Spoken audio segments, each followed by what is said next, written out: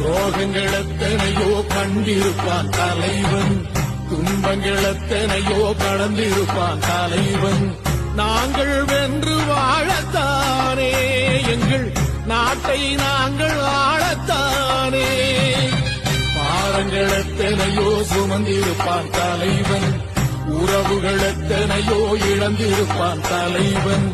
தடைகளை வென்று போகத்தானே, எங்கள் தலைமுறை மகிழ்ந்து வாழத்தானே.